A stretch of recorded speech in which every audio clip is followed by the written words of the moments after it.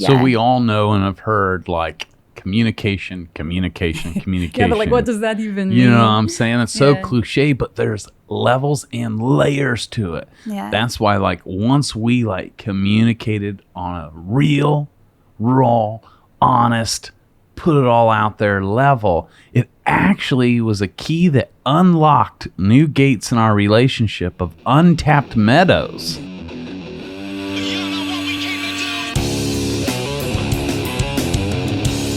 Brothers and sisters, we can't thank you enough for all your love, your support, and your faithfulness. It's been brought to my attention, if you really want to do something to bless us, to thank us, apparently simply hitting the like button on YouTube would be more impactful than what I ever knew, let alone subscribing to us on YouTube if you're not already. And then over on Spotify and Apple, please leave us a review.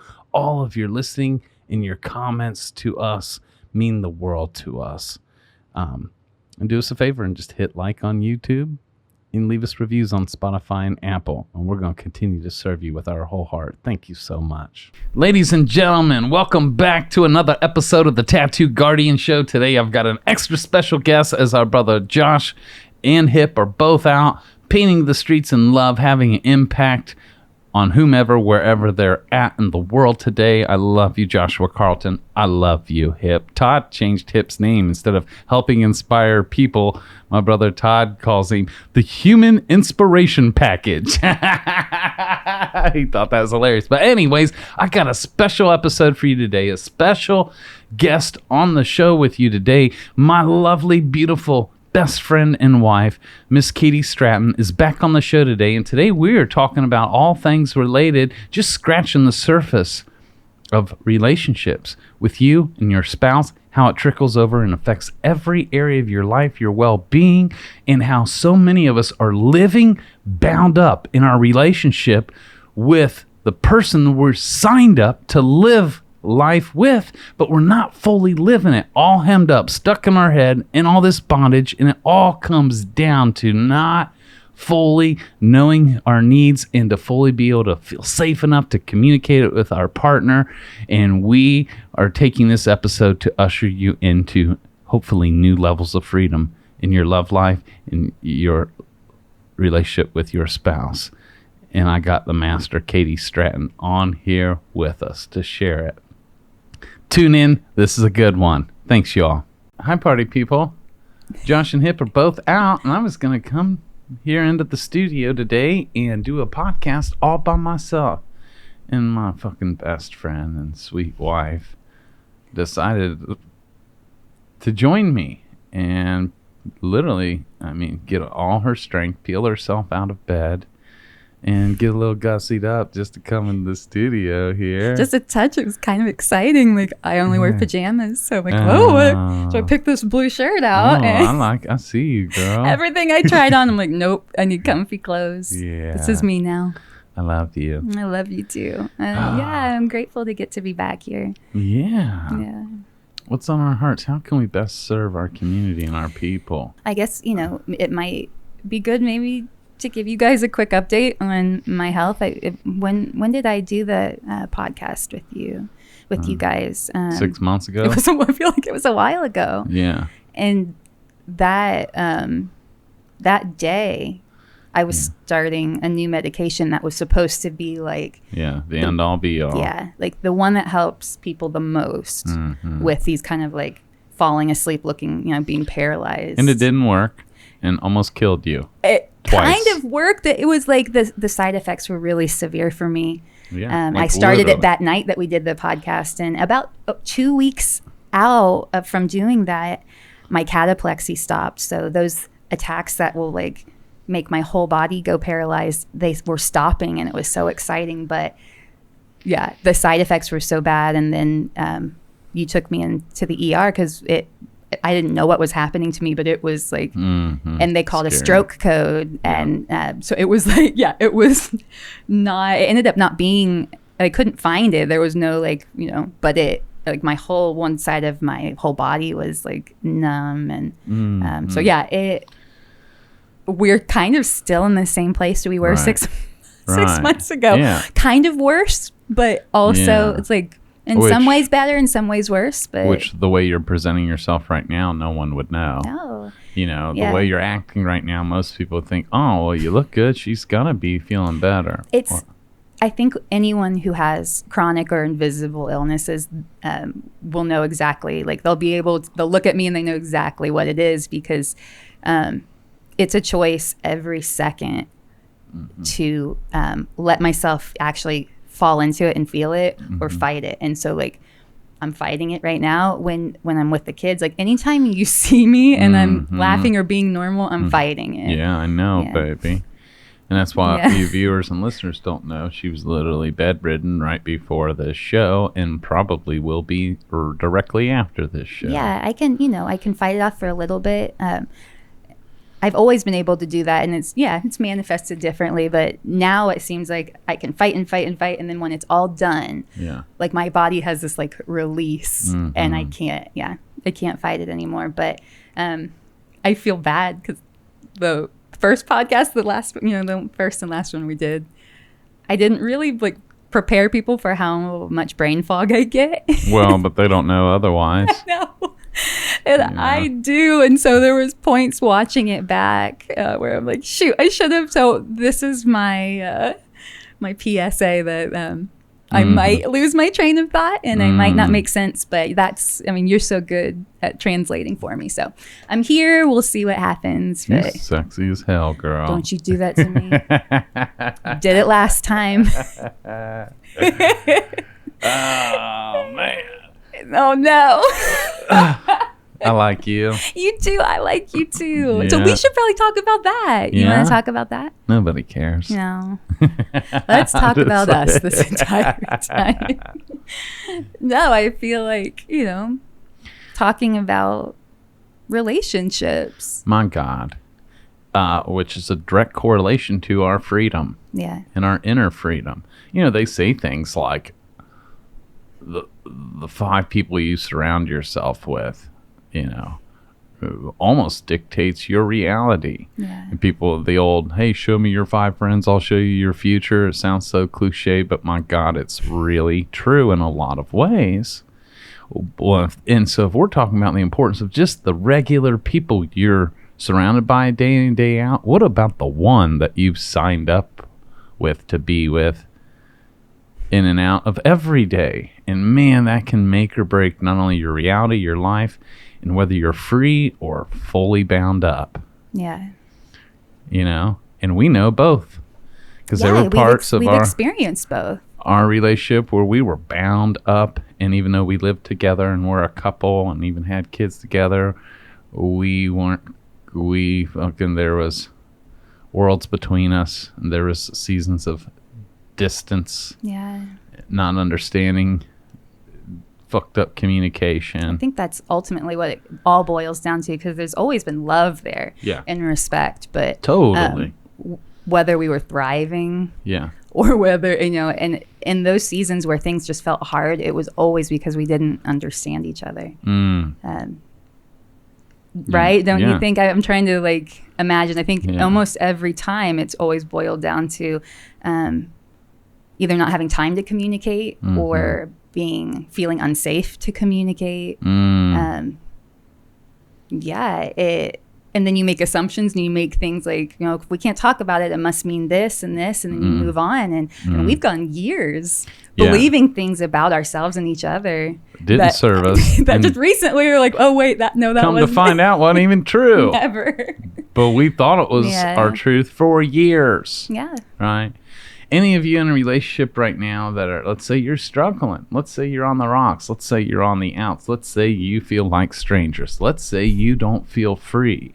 All you spouses that, and I see it all the time, whether it's dudes I know that are always in trouble from their wives, or women I know who's always in trouble from their man, right? This is what I call bondage.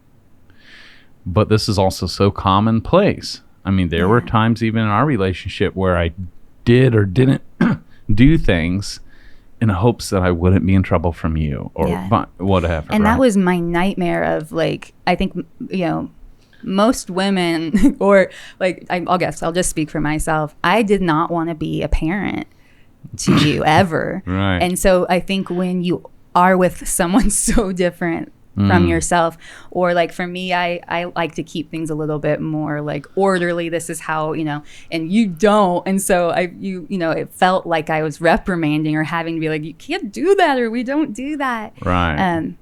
And that's a miserable position for any partner to be in, to feel like the parent. Yeah. When you want a partner. In both parties. Because Right. I'm over here melodramatic, like I can't breathe. Yeah. Right. That sounds about right. Can't even breathe right. Yeah. You know what I'm saying? It wasn't that bad, was it? No, but Yeah. I mean, maybe, because like sometimes internally I made it that bad. That's how it felt to you. Yeah. How long have we been together? 13, 14 years now? What's funny is it's like, it'll be 13 years in October, but since January of this year, we've been saying 13. So once October comes, We can say 14. we can say 14 for a Okay. whole year. Okay. And then, it'll be 13 years in October. So like a month.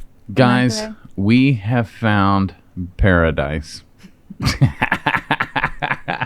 There's no overhyping. I mean, we have found freedom yeah.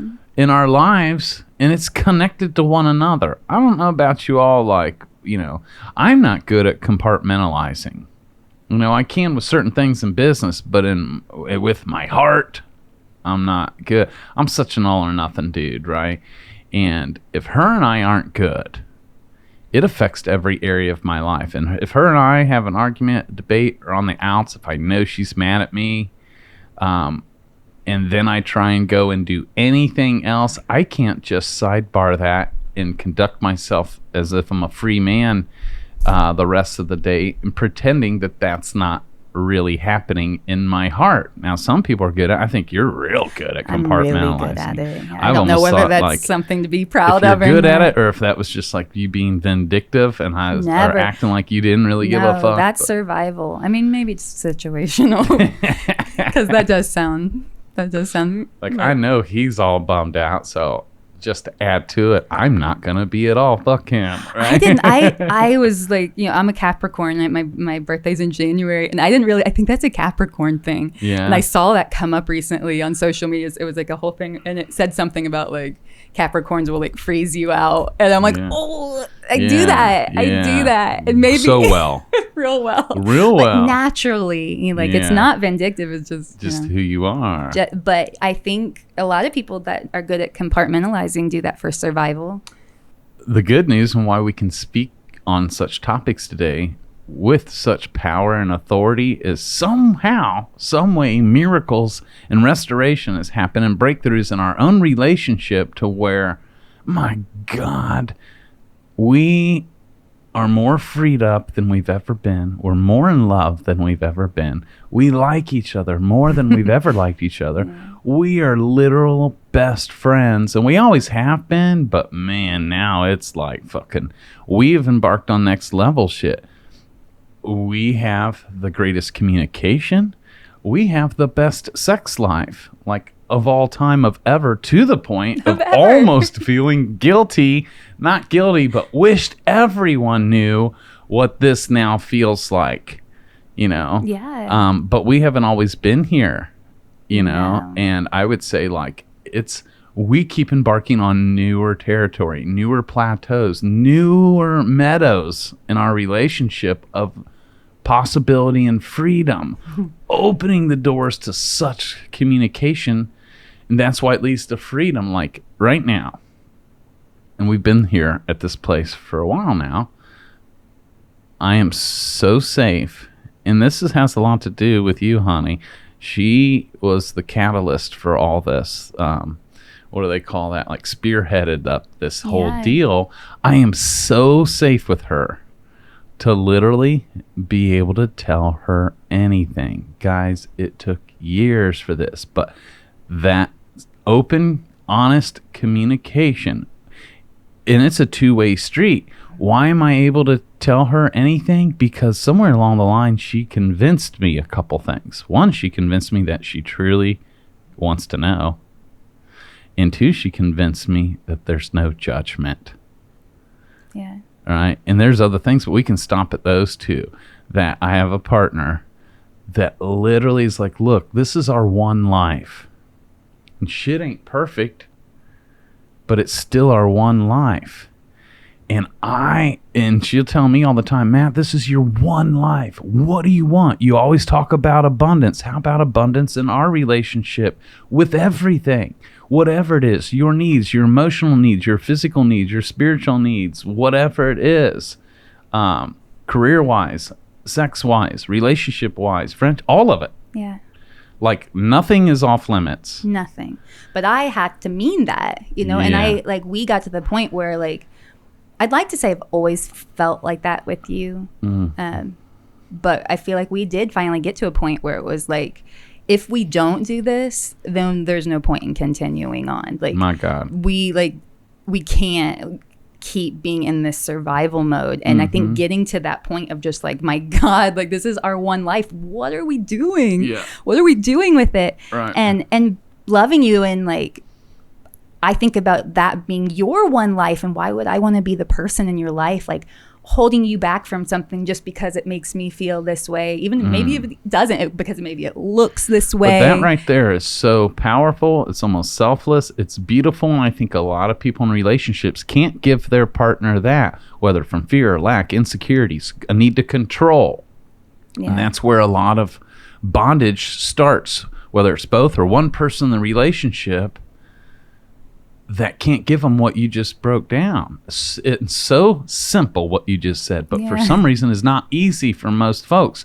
And what do you think it is about you? There's parts of her that's so secure in herself that she can hold me with open, loose hands instead of trying to grip. I think it's from experiencing the grip and all the ways, like, I feel like I've probably just naturally been this way, pretty trusting, pretty like easygoing. I mean, but you know me, I'm also not. So it's just in certain areas. And I feel like when it comes to other people, I'm an independent person. And so I almost need the people around me or my person to be independent as well. So I think that might be part of it for me, is that like, I don't need a lot, and I don't want you to need a lot. And that was a problem for us because, like, you like, are the opposite of that. Have some needs and like wants. And, but I think it kind of starts there. It's just really honoring your independence and like your own sovereignty. What do you want? What do I want? And I'm also, I'm in my head a lot. So I like doing therapy. I like figuring out where my issues are, and like I like looking at that kind of stuff and like childhood things, like I'm really interested in that kind of stuff. And so it could also be that I'm comfortable with looking at all the reasons we do these weird things. And if someone maybe is not and closed off to that, doesn't want to look at it, maybe it's too painful to look at. They might become controlling in certain areas, or, so I don't know. And what's crazy is, I mean, if you don't mind me bringing this up, in the past, you have been betrayed. Yeah. Right? No, let's talk about it. We can totally talk about it. Yeah. Which, so she was married once before me and had her heart shredded. Yeah. And was cheated on, lied to, all of it. Right. Yeah, it was our entire marriage. We got married when we were 20. Yeah. We had known each other, went to kindergarten our whole lives. Yeah. And we had our son, Max, literally 9 months after we got married. Like, he was a honeymoon baby. Yeah. And then about 5 years into our marriage, a friend called me and it was like, I have to tell you something. Yeah. And that kind of started, I had no idea, literally our entire 5-year marriage, which wasn't perfect by any means, right. But we were best friends. We loved each other, but he had been having affairs, cheated on me. So pretty severe betrayals that entire time. Yeah. And everybody knew. Like, when I say everybody, I mean literally everyone but Yeah. me knew. And I think that was because I am really trusting. I now I see where there was red flags, but like to Right. me that was just part of, So Right. anyways, yeah, I've been through a lot, and I was like, it was a death. It was a death. Not only just relationally, like that relationship. Yeah. It was a death of my own security, my Yeah. own, what's the word? Intuition. Yeah. I started questioning everything. Like, my God, how did I not see this? And you start distrusting yourself. Right. Yeah. And so coming from that place, I think it's miraculous that you could ever go back to being not only so trusting, but even more so with me. Yeah. There was some beautiful clarity that came right after, because we tried for like almost 2 years, maybe a year. I can't remember. We went to therapy. We tried to stay together. I was like, because to me, and this is, everyone's different, but the physical stuff bothered me significantly less than the lying and that kind of betrayal. And so for me, I was like, tell me everything. Yeah. Let me process this. And I think we can because I instantly, I didn't see it as a morality thing or like that I was lacking in some way. Yeah. I saw it as he is a wounded or hurt person, and he's chose to do this thing that could, it's like self-sabotage almost. And so Right. I was able to separate myself from that. Is that okay? And obviously I was like, super paranoid, and like anybody who's been cheated on, you instantly just feel less than and a little insignificant. And okay, we're good. Yeah. Totally. But so I don't want it to sound like I'm good. Like it didn't bother me. But I got to a point where I was like, oh, this is going to happen no matter what. If it's that, like, this is that person's problem, and I could be like the coolest wife, or I could be the most controlling wife, and it's going to happen. You're either going to push them into it, or they're going to feel free enough to, like, they will do it if they want to. And so I just had this freedom, like, oh, okay, like, if they do, like, I can't, I'm not going to live my life in fear and control. I refuse. I refuse that. And I know you tried everything, like you said, from counseling to let's hash it all out, to forgiveness, to where you came out with attitude, we can fix, repair, restore anything. Yeah, because we were in love. Like, I felt love. From a foundation of truth, though. Yeah. Without the truth. Yeah. Now we're building upon, even if we're going to rebuild, it's faulty ground. And I feel like all along the way, that's what you never fully got enough of, to where eventually you had enough, whatever, respect for yourself, enough, I don't know, but because it was like dying there a was death. One more thing that he had left out, and I just kept feeling there's got to be more. And then I felt, and I think, and there was a point where like we would fight about it, because it would be like, I was now becoming this like, oh, you're paranoid, and like, like that kind of, it turns on you, where all of a sudden you, like, almost like gaslighting you and shit. Kind of, or like that the I don't want to call myself a victim, but the one that it's been done to almost becomes like the bad person when they keep asking or keep and I just knew that I just like, still your intuition, your body knew there's still something that, and there was, and that was it. And I it sounds dramatic, and I know I've told a few people this, but literally I felt like this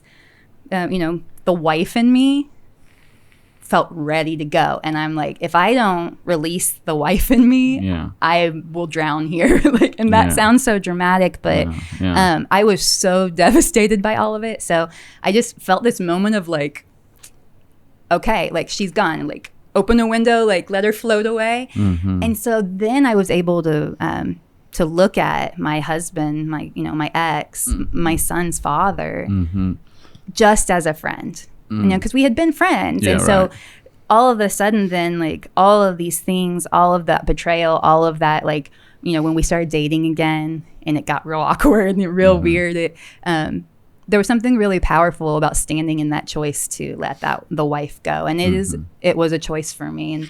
And you let it go so hard at that point, you let it go forever. Yeah. So fast forward now, I'm showing up into your life, and I'm showing up with sunshine and rainbows and a horse ready to ride off in the sunset with you. And unfortunately saying a lot of things that I had been told before. Yeah, right. Yeah, and I was like, no. So you were like at a place of not open. Your heart was like all fucking locked away with locks on it and deadbolts, like. And not out of bitterness. It was because I was healing. I was trying. Right. I was like, I was like licking my wounds almost. Yeah, right. When you came around, because I came around right at the tail end of all that, or it was still like. No, we separated in the spring. You and I met in the fall. Yeah. And And it was crazy, y'all, because when I met her, I just knew, like, she was the one and that we were supposed to be together. Yeah. The irony of the timing is she was anything but ready for anyone,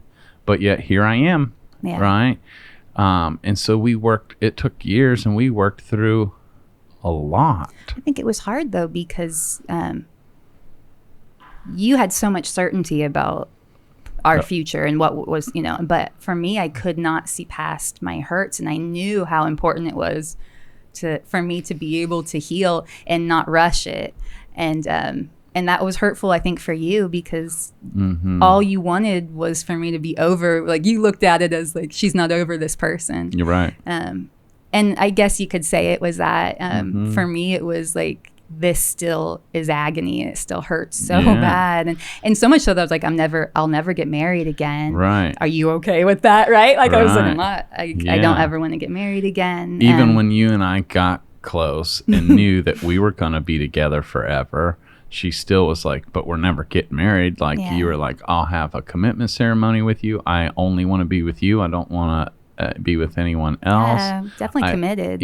Committed. We even had our own babies together, but we weren't married. And it wasn't because it had nothing to do with my past marriage, other than the fact that we had to sit in front of a judge and wait for a judge to tell us something that we had already decided. And it was really odd putting that into the state's hands, waiting for this stranger to tell us that it's okay for us to and I get why that system's there, but for us, we had reached a place where we co-parent now. We are still really good friends, and you guys are really good friends, and but at that point when I saw that you put your relationship kind of in the state's hands, that was the reason why I never wanted to get married again. Yeah, absolutely. And be encouraged, you all. Number one, there is life after divorce, and for a lot of you it could actually be real life for the first time. That's what I was gonna say. I was like, how could we even word that in a way that's I think it is literally a rebirth. I got to literally start a whole new life. And I just wish I could tell that Katie that was so scared and didn't know and couldn't see. Yeah. So it's just, and it's so much even for my ex and for our son. It just I know not everyone gets, to be lucky enough for it to work out. Sometimes it doesn't, but with the right partner and willingness and it's so good. We have faced a lot, been through a lot, overcome a lot, and a lot of it was just simply choosing our position. You know what I'm saying? For me personally, when you enter a relationship with a gal you fall in love with and you hear all these terrible, hurtful stories about her ex, in the beginning, I didn't hear anything that made me revere the man and maybe even not even respecting. Simultaneously, he viewed me as the enemy, the dude swooping in to take his girl once and for all. So even in the beginning, it's not like him and I were jumping to be buddies. No, we did not fall into this that's right, wonderful. Someone had to choose the position, and with her help and the desire of her heart, she's healing, she's mending, and walking in such forgiveness. and not even, she's let go of judgment and realizes, well, we have a son together, so he's going to be in my life pretty much the rest of my life. Well, let's still make this as great as possible. And that's when she still wanted to be friends and to co-parent well with him. Now I'm coming in the picture, and so, and that was a prerequisite. I remember telling you up front, like, that was, you know, that was my deal breaker from the beginning. Like, I'm friends with this guy. I want to co-parent. I don't want it to ever be awkward. You know, like, that was hard. I think that would be hard for most guys. Like, wait a minute, like, you know, like, you want me to be down with this dude? You want to still be friends with your ex and with me? Like, are we just sharing now? Like, what the fuck? Like, emotionally, like, you know. Still though, like, I ran in, you know, we ran into one of your exes a few years ago, and she was wonderful. And so I don't know, maybe I'm weird like that, but I'm like, we make these connections in life, and I feel like it's so odd to say, like, okay, now you had a very intimate relationship with this person, like, they know things about you, they've seen every side of you, and now you're never allowed to see them again, and it's awkward. And I'd much rather just, like, things be cool with people. And so that takes some security in self, or at least with what we have, like, you know. And I think in the beginning I needed reassured, right? I'm not saying this is like a default for most people. I don't even, maybe it's not something to be like to strive for either. I don't know. I mean, I think for me, I just realized, like, oh, there's no controlling this either way. I might as well just, like, like, I don't know, just. So we had to choose our position. And I had to fall in suit with the position she already chose. If you're with me, this is how it's going to go. And I was like, fuck. And I've tried to buck that for a minute. That was my only, like, that's it. Like, as much as we could never take my son Max out of, like, this package deal, his dad was a part of the package.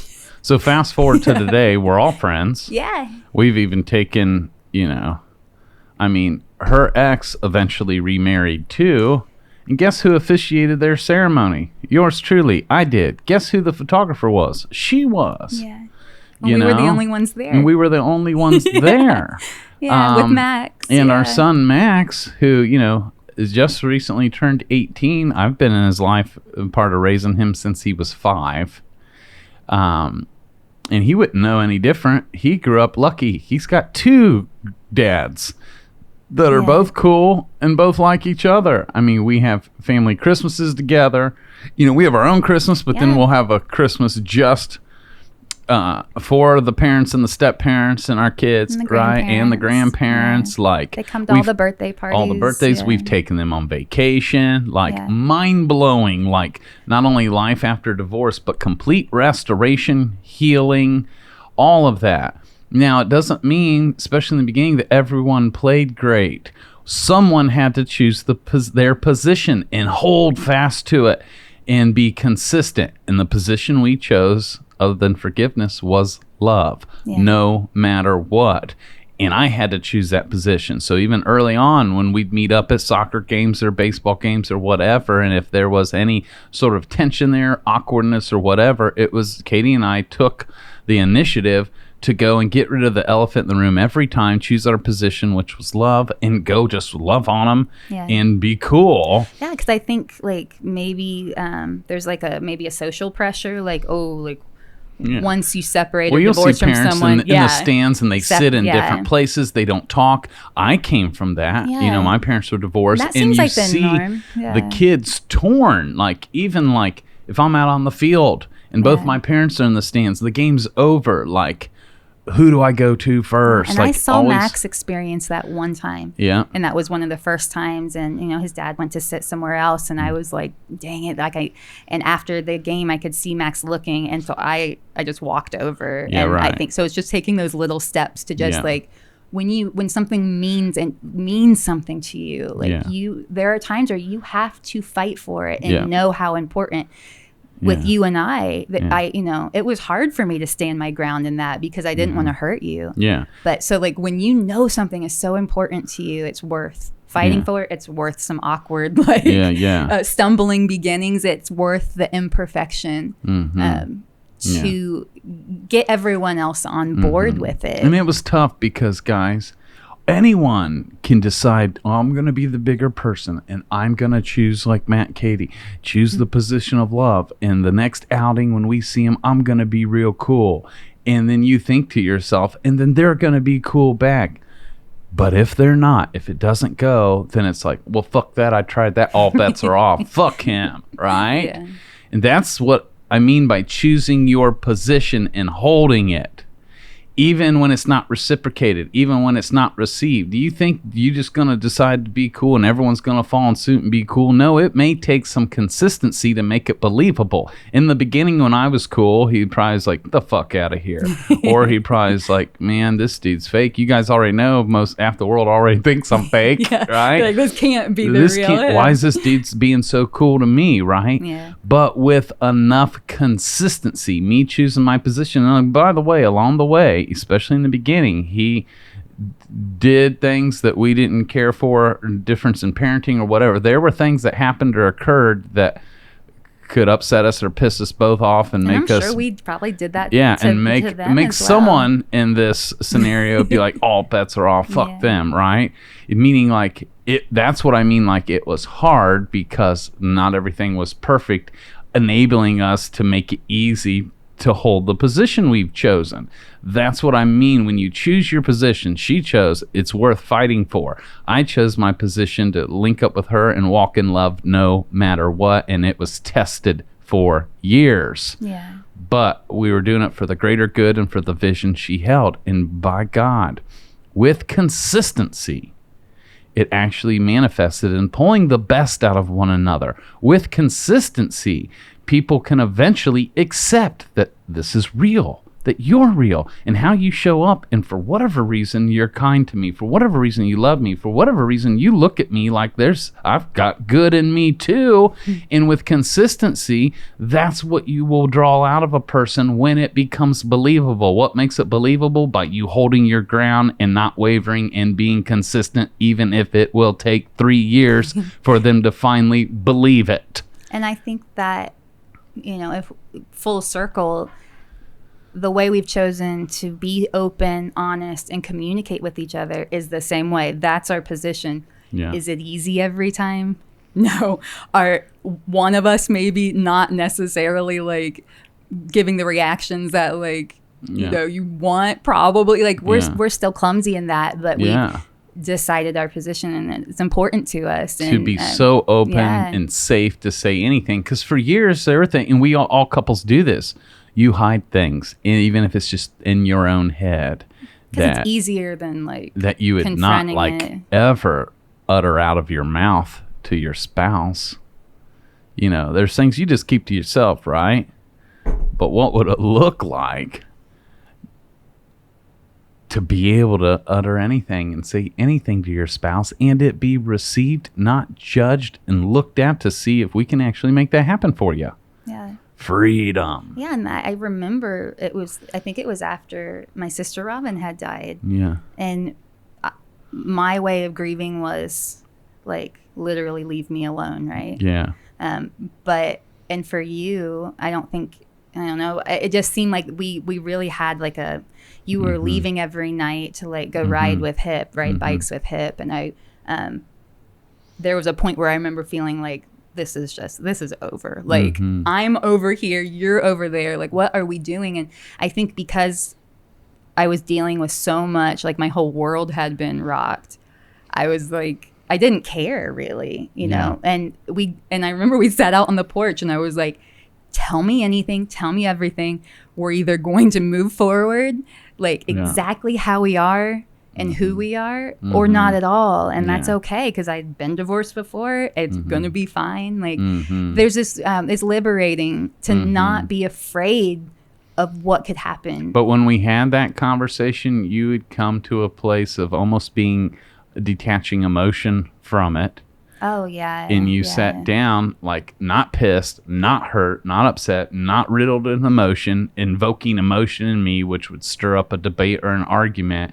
it was like emotion free, almost accepting, like, hey, maybe we're supposed to get a divorce. Because I love you and I loved you then. So But I she was like, sat down to go over her own list of deal breakers, or to sift through a list of the things I'm not happy about, the things I don't like, and what are those things on the list that, even though I don't like them, that I can still accept in this relationship, and which ones are just absolute deal breakers that, to give me a chance, can I change in this area? And if not, and if it's a deal breaker for her, well, then this is our answer, right? Yeah, like, let's find these out. Like, why are we wasting any more time?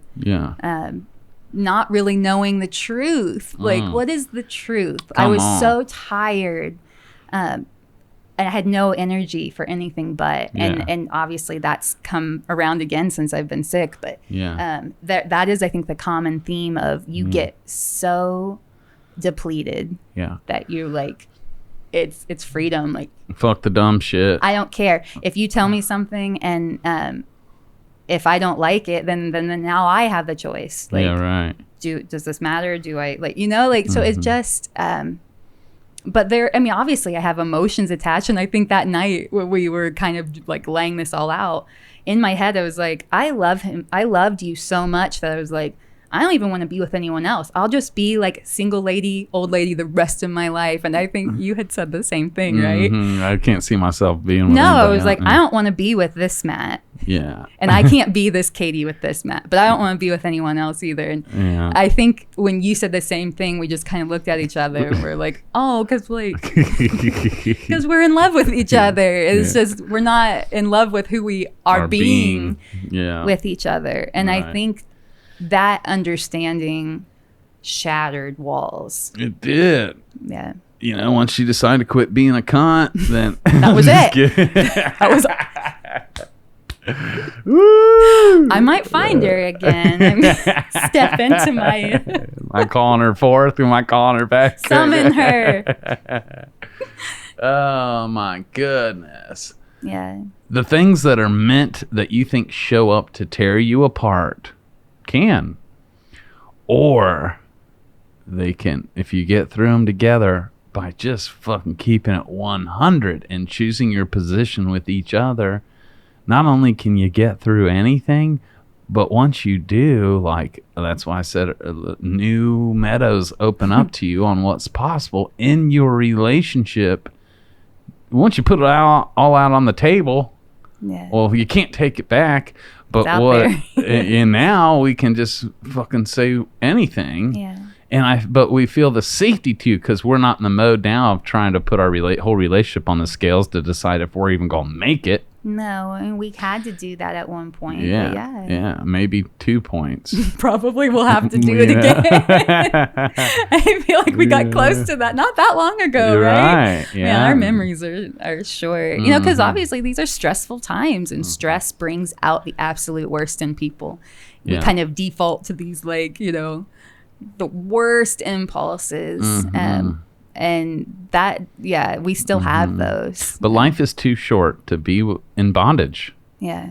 And life is too short to be in bondage with your spouse. So if you're listening thinking, yep, I'm tired.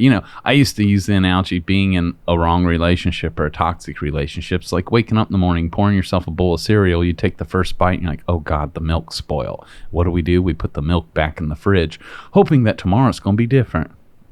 Next day comes, it's still spoiled. I'll put it back in the fridge. And we created a lot of spoiled milk together back to who we were being, which wasn't our authentic self fully, because we weren't fully authentic with one another. But we were afraid to be, not wanting to cause more harm on top of the harm that we're already dealt with. Never and it's like a good time to be like, hey, can I unload everything about myself to you? And I would have never come to you and said that. Yeah. And how, like, to me, that's like, that's my willingness. I want to be that person for you. I want to. I have to be. So you are now, and you taught me how to be. And I don't know that it was how you taught me how was to convince me that that's the recipe, and it's safe, and it's a requirement almost, and it's the only way through. Yeah.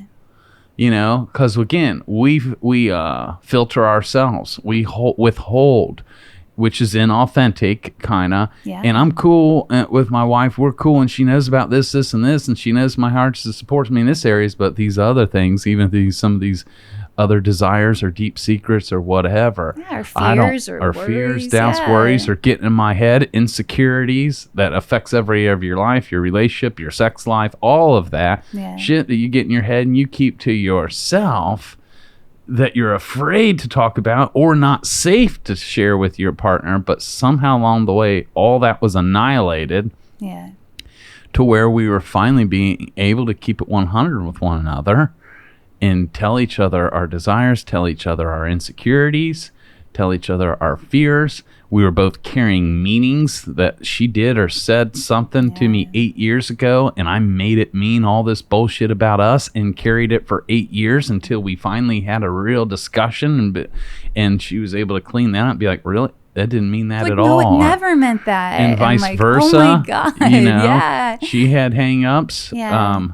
Whether from past experiences or with us that like carried over into this relationship. Yeah, that I never communicated. Yeah, that I didn't know, you know. And I think it's cool though, because like obviously we're talking about like an intimate relationship, but this even crosses over to how we parent or how I parent.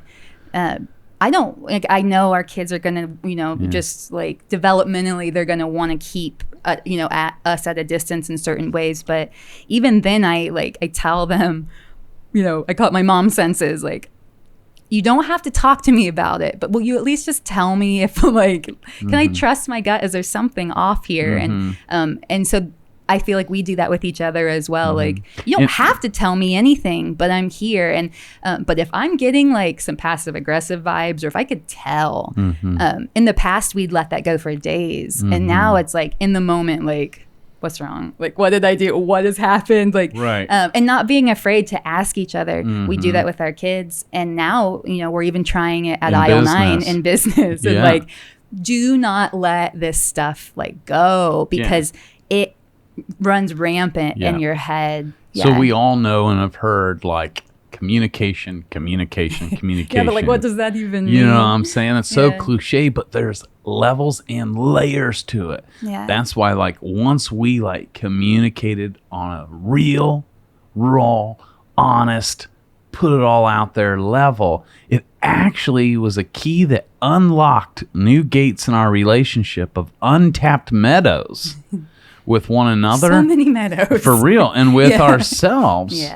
You know, to where now we've both been able to, like, we got through our own shit together and then opened up into where now we are adventuring into places that neither of us have ever been. Yeah, which is cool when you have been married before. And obviously, like, you had a million lives before me. You had never been married, but you had long relationships and experiences. And like, so like anybody who comes together with their partner a little later in life, you assume there's not a whole lot of like new experiences to be had, and other than this just being a totally different person. But not true. No, not. I mean, it's not true. Like we've At had. all. I'm like, oh my gosh, I've never like felt that way, experienced something in this way. So we didn't know what we didn't know. No, we didn't, because we were holding so much in, and not really letting people see the fullness. Not people, you and I see the fullness of each other. Which that letting each other see the fullness of each other is so romantic.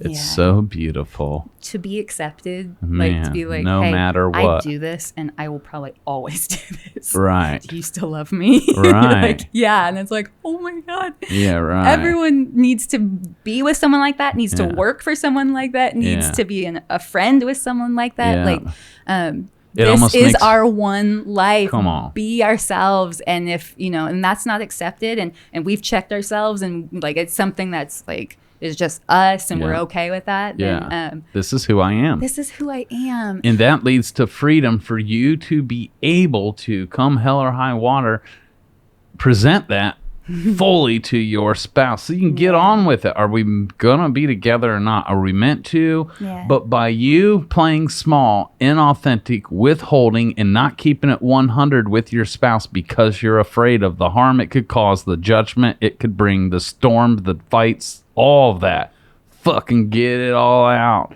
But what prolongs that and maybe never leads you to freedom is always keeping it tampered down and in just little bits, and causing you to alter your way of being and not being living your full life and being fully owning your shit. And you're robbing your partner of even the option because you assumed, no, they wouldn't. They already are mad at me. They already don't like this shit about me. Yeah. If they really knew the rest about me, they definitely wouldn't. Well, you don't know that for sure until you put it all out there, and you might be shocked. The very things that you may think could drive you apart is the things that could once and for all pull you together. Yeah, I feel like our whole experience of dealing with just trials like this past year obviously been really hard and stressful, and every time the bad things or the things that it always turns out differently. Yeah. Always the opposite happens. Not always, but it's just like, you think we would learn to just kind of like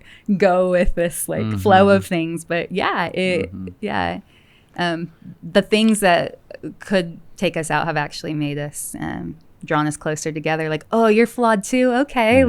After it almost took us out. Yeah. That was the choice. But we had to look at it. But in that process, we put it all out there and then even continue to. And so that's opened more doors. And this has been a practice of safety. Yeah. I've needed reminded we're still safe here. Yeah, and I still have to stay curious about you. And vice versa. Yeah. I think that's like the key to that like deep love is never I don't have you figured out. I never will. I know I'm a little bit more of like a steady ship, but I don't think you have me figured out either. No, and probably won't ever. Yeah, and that curiosity, that like, where did that come from? Why did they do that? That keeps this thing ignited. And that might apply to every relationship, not obviously in like any sort of like real intimate way, but like that just curiosity about the people you're around. Like we've all been around people who like suck real bad at conversation, and it's usually because they don't care about what you are and into at all. They're not asking you any questions, like and you know what I mean, like you like always trying to prod those kind of people, and because they're out there to just be so curious about each other, and our similarities and our oneness, and it's there. And if you care to look for it, and but definitely with your partner, if you think it's like ho hum, like old hat, I know who they are, and they're like I would wager a bet that you absolutely don't, because like I've changed so much over the past 13 years. You've changed so much. There's so much that I still don't know what about yourself. No, I'm turning 40 in January, and like, what's 40-year-old Katie gonna be like? Like, I don't know. I had no idea 39-year-old Katie would be narcoleptic and sleeping like really her entire year. And, I didn't know, and you don't know. So we didn't know these changes were coming, and so it's kind of cool to stay humble in that way. I mean, like, I don't have anybody figured out. I'm gonna stay super curious about them, and it becomes kind of playful and fun, and like that's right. Things don't mean as much, or it's not as heavy, and and when you keep open, safe communication, it's hard to take one another for granted, because there's still much to discover together. There's so many different ways we can play in this world together, which is our huge playground. And to support one another, to fucking love one another, and to feel so freed up that I may not be able to say whatever I really think to anyone in the world, but to you. And the safety there. I need to be that. Like, I can say need. I want, need, have to be that person. Like, I can't be with someone and not be that person. If I knew that that person was someone else for you, I think I would just like, I would be, Yeah. And so a lot of guys, though, if we don't have this in our relationship, then that person becomes my number one dude. Yeah. Like, Which you still have those guys. Well, yeah. I mean, I still have my dudes that I can talk shit with, and even like my brothers like Hip and Josh, like I can fucking talk about anything with them. Yeah. But we ain't fucking. Right. You know what I'm saying? That's the requirement. No, but I'm just saying, like, I mean, they don't know that. They don't know that married, side of you. You know what I'm saying? Meaning, like, but a lot of people like have a best friend that they can confide in more than their own spouse. I think that's so common. And I want to encourage our listeners today. It doesn't have to be that way no matter what it looks like, because there were times that it was that way. I could confide in my twin brother Todd or a friend more than I could you, and just felt like, well, this is it. And I still loved you, and we had great whatevers. Yeah. And I thought that was it, and that's what marriage is. You can't really tell your spouse everything. Ain't trying to get in trouble, right? Right. And that is so many people's reality, as it was ours. But we have found breakthrough in that area. Yeah, so if like that sounds like good to you, you have to be the one to do it. Like, so for me, I just felt like I have to be this person. I have to be in this kind of relationship. And so it took, again, that commitment and principle. Same with with my past marriage and wanting to co-parent. Like, I know what I want. I'm going to really commit to this, and clumsily, you know, and haven't been perfect at it. But that consistency, I hope, proved to you that you are safe, to talk to me. And it did. And it took some convincing. And then I even dabbled in it and was scared as hell. Like, because the old, like, tell me anything. And it's a do. trap. And then you're afraid, like, then judgment comes, like, but not that. I can't believe you even feel that way. Like what? That went way too far. You know what I'm saying? Like I didn't think it was to going to realize, be that like, bad. we're safe. Like, but how safe? Like anything? But what do you mean by anything? Like, what if you think that until I say something? You're and like, then I'm like, no, well, never. good. Like, then then we can process that. Right. Like, to me, if you get to something that like feels like, where is that feeling coming from? Is that me? Yeah. Or is it really that bad? And nothing really has come up like that weird or like bad, but it's all been like, to me, it's just enriched. I know so much more about you, and usually it's emotional shit. Oh yeah, it's all emotion. Yeah, you're right. It's like 90%. Yeah. Even if it leads to a physical thing, behind it, below it, underneath of it's always an emotional thing. Yeah. And to go straight to that place, and when there's safety there, and when we can talk that out, process it, and communicate through the emotional shit, it has a direct effect on the physical. Yeah. And when we heal or change or completely transparent on an emotional level, the physical level becomes so freeing. Yeah. They're connected. You can't separate them. You're I mean, right. maybe you can, but like, you can't separate them and have not be affected in some way. Like, without both. If we're like specifically talking about like sex and intimacy, like But people do all the time. Right. They just don't have the fullness of it, or That's like the right. like actual, or maybe they do. I don't know. Maybe that's judgy to say, but like to me, I just know that maybe for like certain personality types, Right. but for you and I think, or like, like we mentioned, like I didn't know. We don't grow up knowing that men are emotional about things, and like I don't know why I would always be so surprised by your emotions on things and how connected they were. I was like, yeah, but you're a guy, like and so I think that's been really cool too, to really be like wrong about something and like. Well, because I think it's painting the picture. Most men aren't emotions, or they hide them or bury them, and they're all about the physical. Yeah. Like they just want your body. Yeah. That's basically it. which isn't true. Yeah. And a lot of guys are so emotional, they can't even enjoy your body without a certain level of emotional comfort. Never had thought about that. I don't think we'd ever been like taught that. So all the dudes out there that if you're not in a right state emotionally with your partner, that you can't even fucking perform. I get it. Right? Or like if she was, and even early on, because before we dealt with our emotional shit, if her and I were in a fight or we had a blow up fight, she was the type that wanted to have like make up sex. And I'm like, need to I won't for be able connection. And I remember thinking, I won't even be able to have sex for a year after this. Like, I might hate you until we like. So go back to, because you said it's a personality thing, but our personalities are so different. Oh, they're so different. So different. So different that I still sometimes, even though I'm pinching myself, we're together and I'm shocked that we are. You know what I'm saying? Like, how the fuck do we end up? Like, we don't see eye to eye on so much. No, but even that. I'm like, it's red. She's like, it's blue. I'm like, it's red. And she's like, how can you not see blue? I'm like, what? She's like, psh. Right? And now it can be like, you see it as red? That's so cool because I see it as blue. And then it's like, oh. Instead of judging one purple? another. I don't know. Or to make each other wrong that you you see blue, I see red. Like, the fuck, it's more and of a curiosity. And it means everything. And like, right. oh my God, we'll never work out. And now it's like, oh, okay, that's cool.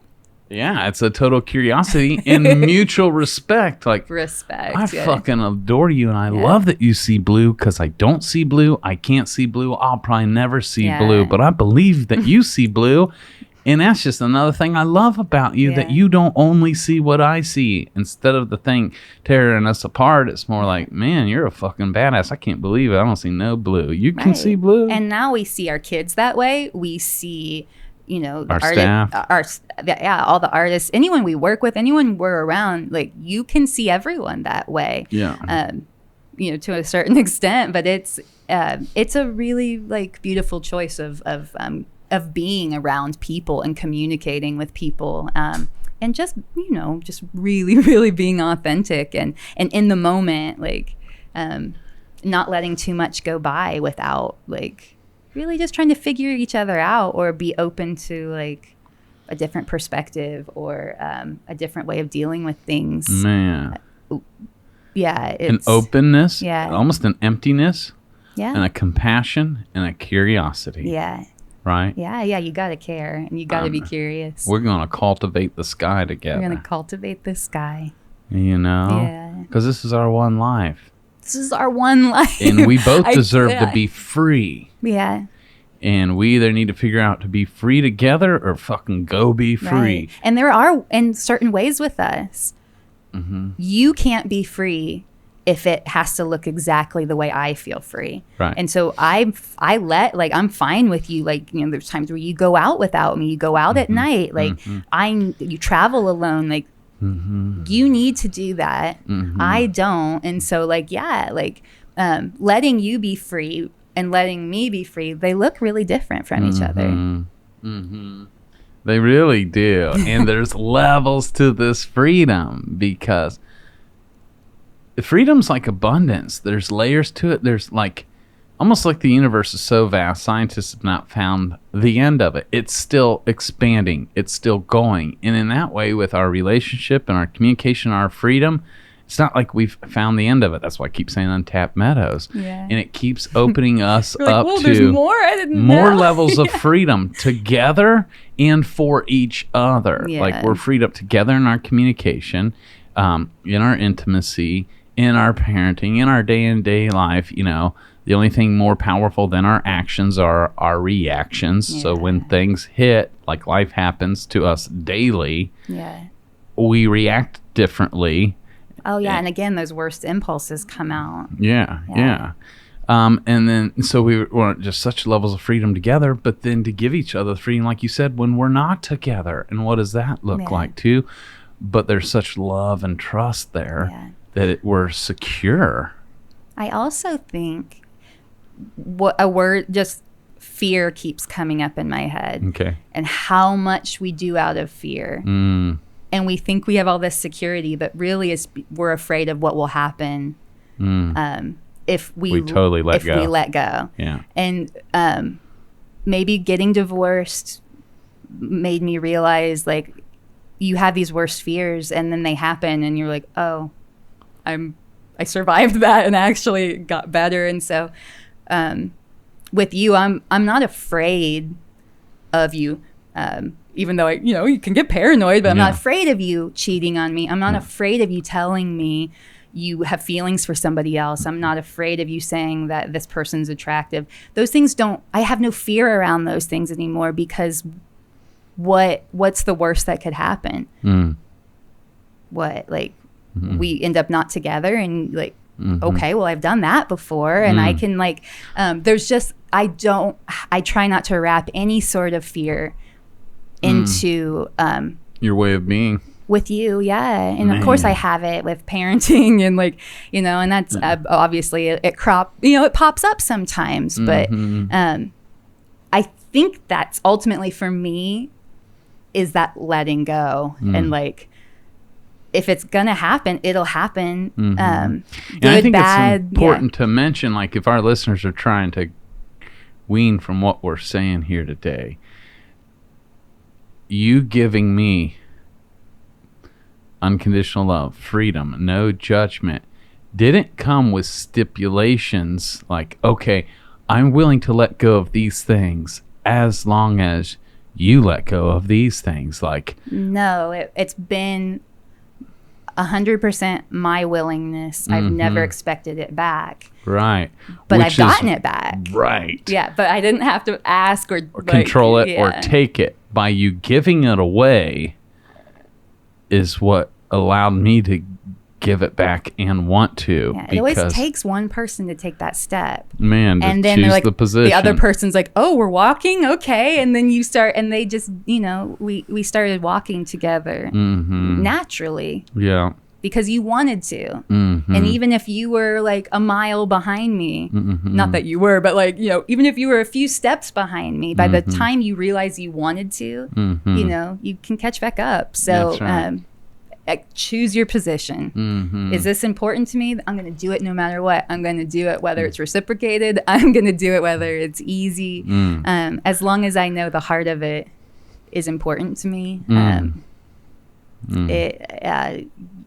you can do it. And it changes everyone around you.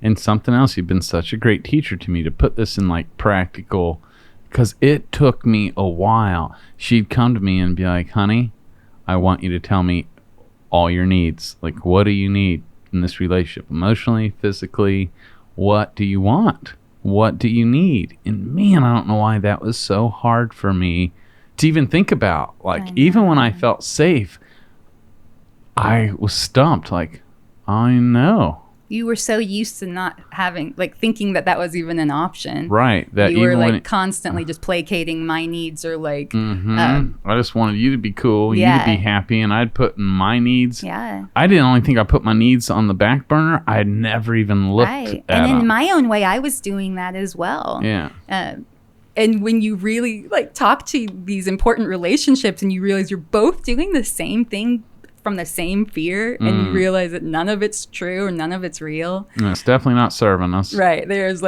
no monster under that bed. There is no boogeyman. Like all these things, that fear that when you let go of that fear and just really, really talk to each other, in our experience, it was, oh my God, like we're pretty much experiencing the same exact thing.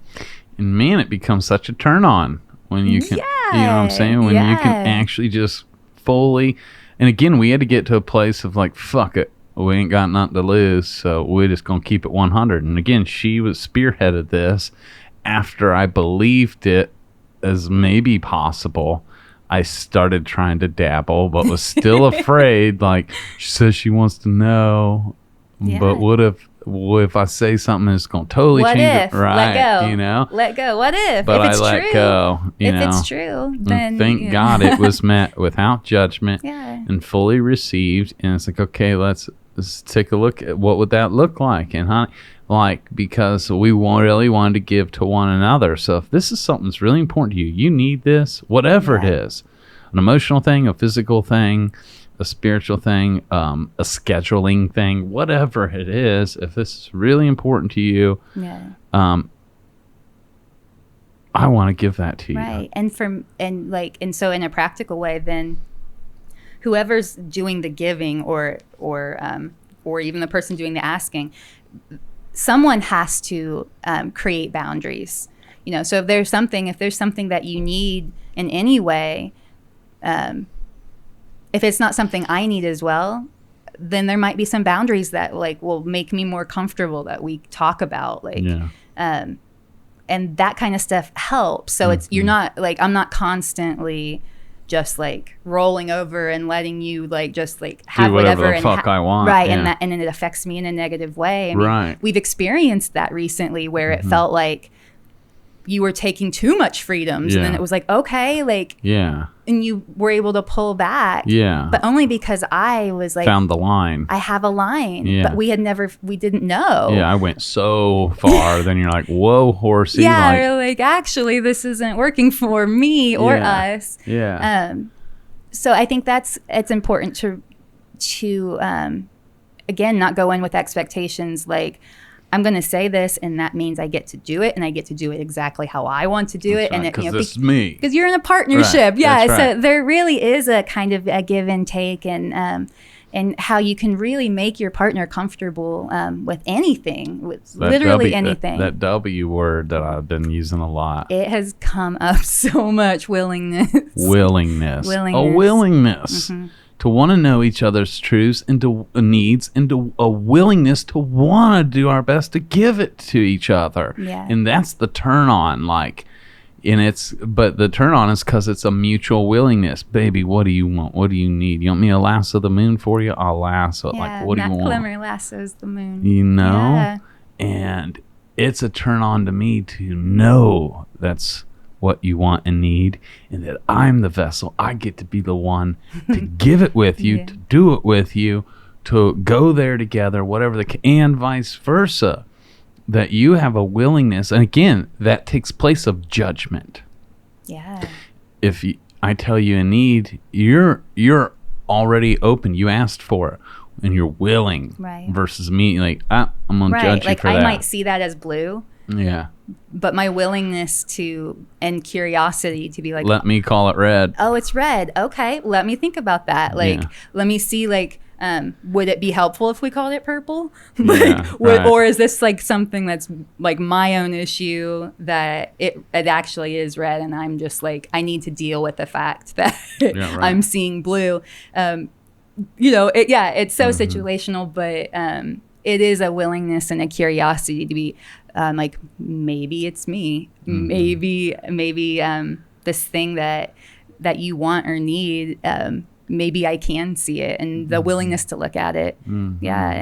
So good. So then there's literally nothing you could tell me that I have a fear around. We haven't found it yet, maybe.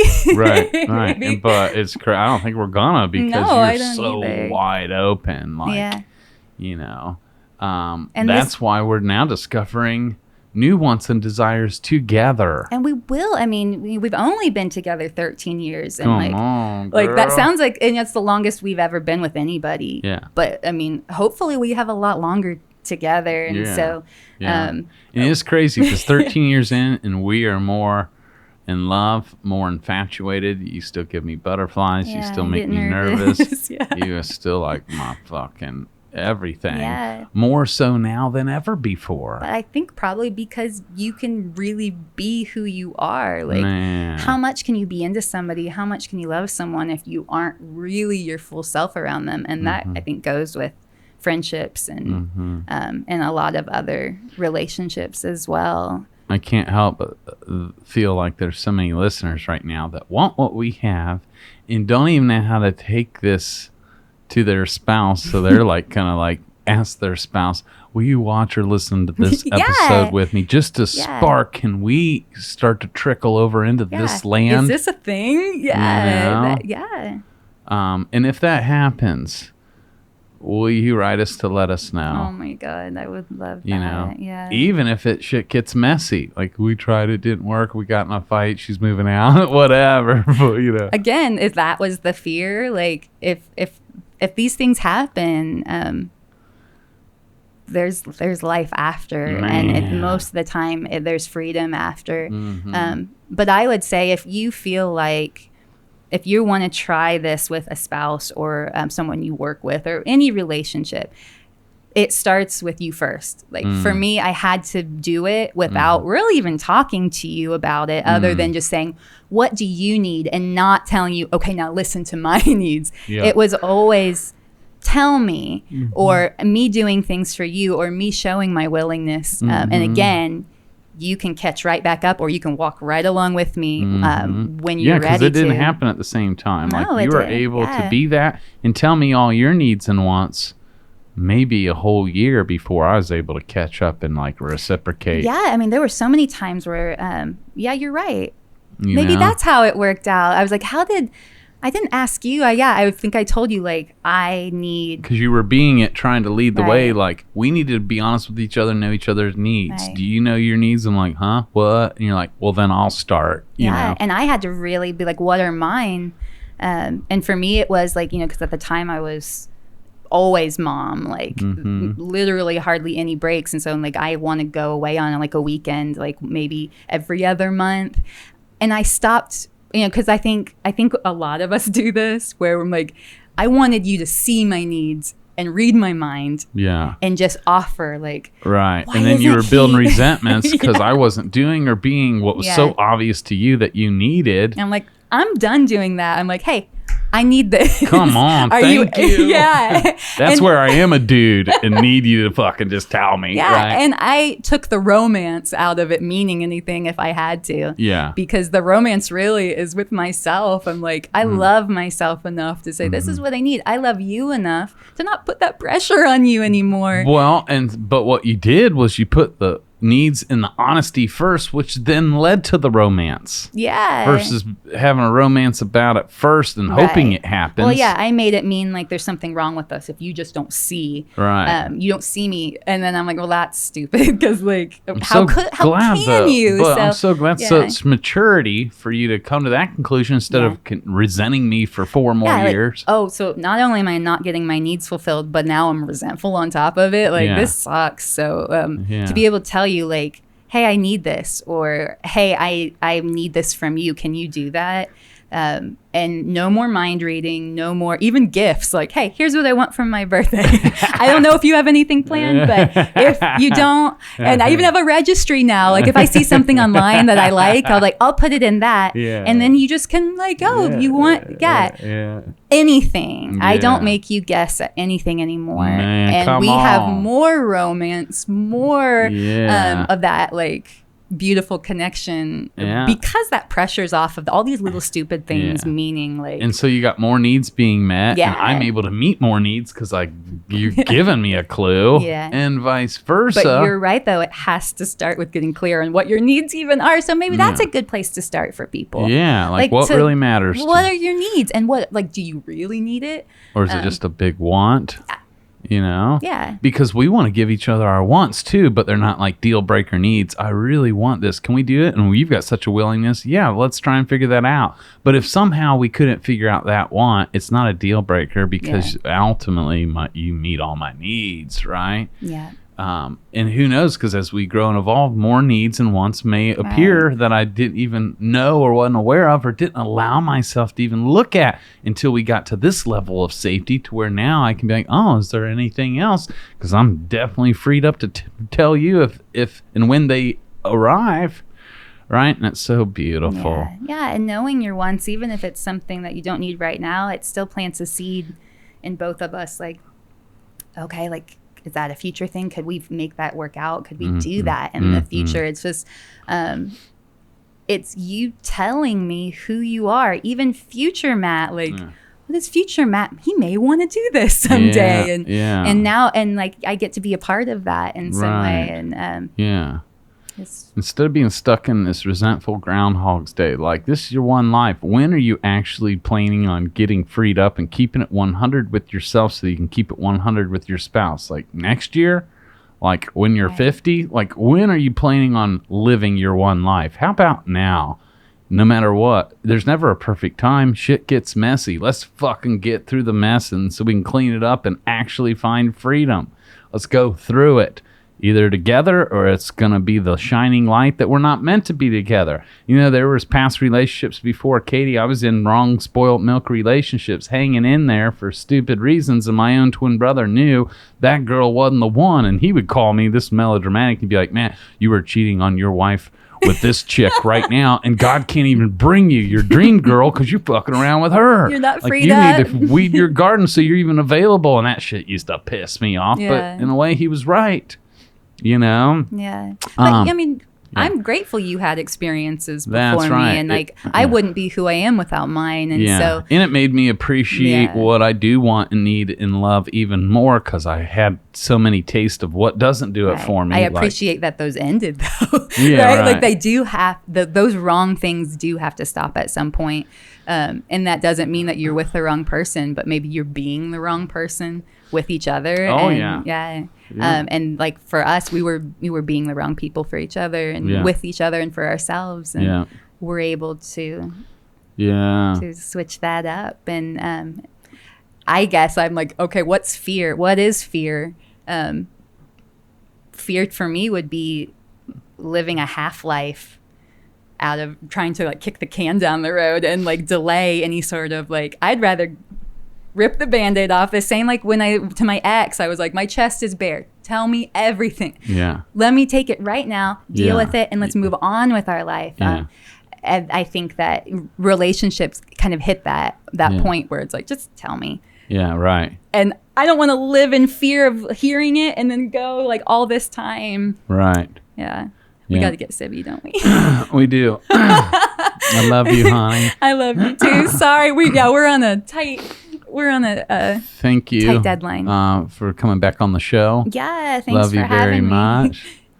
Yeah, it's one of our daughters, Phoebe, popping in. We're hey, podcasting. Sorry, the kids are home from school, which means we got to get Sibs. Yeah, we got to pick up our 3-year-old in 7 minutes. Yep, that's okay. Okay, Thank God so for we long just car said what we lines. said and bye. Yeah. Sorry. So maybe we'll get to have another discussion, especially if you all write us back and want to know more. Yeah, like if on a this deeper piqued level. anybody's interest, I don't know. Like obviously we were just winging this, but and obviously this takes some again being clumsy, some willingness. Yep. But I'm here if anyone. Well, if you guys need any support, write me any advice. I don't know. Like there's no right way to do this, but it can feel lonely. So, And so I think you gave them a good start to start with. Preparing yourself to be it and take the initiative, choose your position to spearhead new levels of honesty, just rawness in your relationship by getting clear on your needs and wants. Do it for yourself first. Because you taught me by being it and doing it and sharing me your list of needs and wants. I'm like, oh, and of course my willingness has always been pegged on 10. Yeah. So once you told me, it's like, I want to give you all that. But eventually it made me feel cool and safe enough to be able to ask for a couple things too. Oh yeah, it sets a trend. It really sets the tone for your relationships. Yeah. But you have to do it for yourself first. Come on. And Anything. I thank God you did, because I probably would have never. Yeah. And just accepted this as good as it gets. And we're good, you know? Yeah, because we were. Yeah. But your good is the enemy of your great. Oh, it's so much better. Man. And I feel like that, again, that is flowing even into your work relationships. And like we're starting to set up some and implement some things at Aisle 9 that are very similar to this. Yeah. Like really being honest and talking with each other. So we'll come back and we can go deeper on any of these topics, because we just kind of touched a lot today. I knew we didn't have a whole lot of time, but I'm grateful that we got to talk about it. Me too. And babe, this sounds a little cheesy and cliche, but I want to just inform people of a short book called The 5 Love Languages, right? And on the back of that, you can take a test, and you can just go right on YouTube or Google the 5 Love Languages test. Now, we all flow in the 5, but it's real good for you to know your top 2 love languages and your spouses. It's real important to know your spouses so that you can love them even on a basic level at the way that they need and receive love. One is words of affirmation, which is my number one. And that's last for me. Yeah, another is giving gifts. Another low is for me and high for you. Another is acts of service. It's high for me. Another's quality time. Really low for me. And the last one's physical touch. The highest. You know? And so, for example, for the beginning of our relationship, I would buy her gifts every week, you know? And they were cool, but didn't do a whole lot for her. Didn't really make her loved. And I think we mentioned that last time on the podcast. The gesture meant a lot to me, but I didn't need the things. But once I realized her love language, which was like acts of service and physical touch, that she'd have felt more loved by me rolling my sleeves up and helping around the house way more than me bringing her flowers. Yeah. I thought, since my love language is words of affirmation, I would shower her in my words, how amazing she is. And she's basically like, I mean, that's cool. And I'm like, wait, I told you I loved you. Like, that's foundational, right? Yeah, we don't have to talk about it all the time. I need to be told, like, how great I am all the time. Yeah. She told me she loved me yesterday, but not today, right? And she'd be disgusted, like, can we just put that on default setting? It felt needy to me because it's not one of mine. I'm like, oh my God, this is exhausting. Right. But now I'm like, oh no, this is like actually really important to you. So I definitely want you guys to each take the test of the 5 love languages so you know that your lover's top 2 and how to give to them so that they feel loved and so you can experience love on a basic level. And again, I feel like I'm being a broken record, but this also applies to your children. This also applies to your friendships and your professional relationships.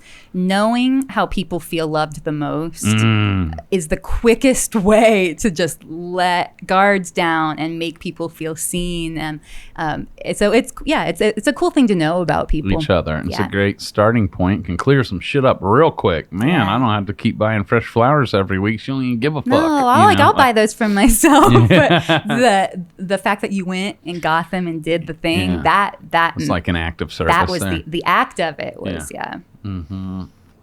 Brothers and sisters, ladies and gentlemen, Katie Stratton, my wife, she's independent as fuck, kept her own last name. I love her so much. You're my best friend, boo. Thanks for being on the show again today. Yeah, Will you come back? Yeah, I'd love Good. to. Write us if you wanted to come back and talk about more. You want us to talk, you want to have a whole discussion around sex, communication, whatever. We got you, right?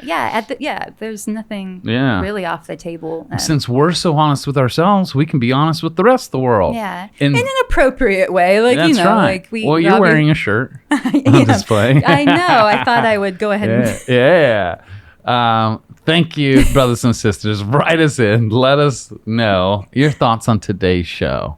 We love you all. Thank you for your faithfulness. Yeah, thank you guys. And we'll see y'all next week. Man, what time is it? 12:14 a.m. Matt, I don't know about you, but I like coffee. You know I do every day, all day. Man, and I could go for one right now. So our listeners, did you know that you can buy us a coffee? For real? Yeah. Why would they do that? Well, if you like what we do and you support our show and you appreciate our content, you can just go and click that little button that our producer Mike puts in every show and buy us a coffee just to show your contribution that you appreciate what we do for you to help us out. People can really buy us a coffee? Totally. I would be honored if you bought me a coffee. And not only that, but we got a little spot. It's special for the VIP listeners. It's called Close Friends on Instagram. And on there, you can see some behind-the-scenes content. And when the cameras ain't running, seeing all the shit we'd be talking about each other. Is that true, Mike? Damn, you guys, this is the first I've heard about either of these. So they can buy you or me a coffee. Or Mr. Carlton. Or Mr. Carlton. And, like, get a sneak peek behind the scenes. Yeah. By doing what again? Fucking smashing that button. Okay. What button you talking about? I want to smash the button. It's the button on the fucking thing. Okay. Do it. Just do it.